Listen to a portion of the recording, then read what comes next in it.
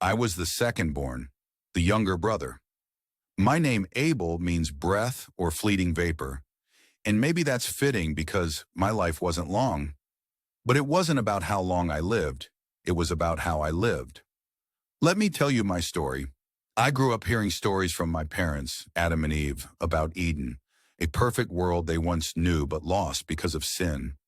They spoke with sorrow about walking with God and how everything changed when they disobeyed Him. I could see their regret, their longing for what was lost, and it shaped how I thought about God. I didn't want to make the same mistake. From a young age, I loved tending to the sheep. It was hard work, but it brought me peace. The sheep depended on me, and in caring for them, I felt a glimpse of what God's love might be like. Constant, sacrificial, protective. My brother Cain was different.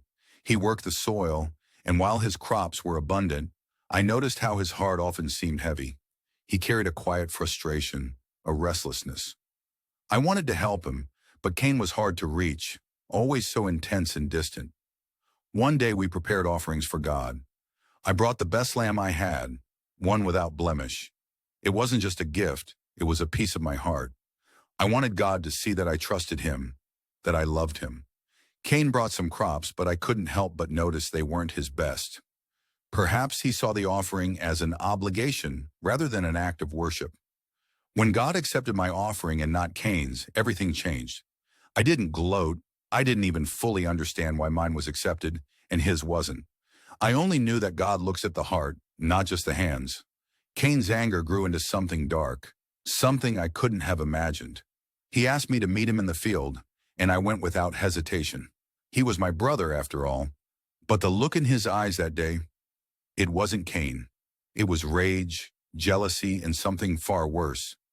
I barely had time to process what was happening before everything went dark. Now from where I am, I see things clearly.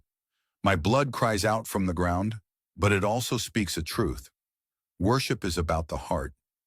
God deserves our best, not because He demands it, but because He is worthy. I didn't live long, but my life wasn't in vain. Even in death, I remind others that God sees our hearts.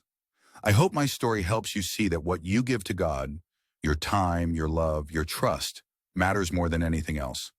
Live a life of faith, not fear, and always give Him your best.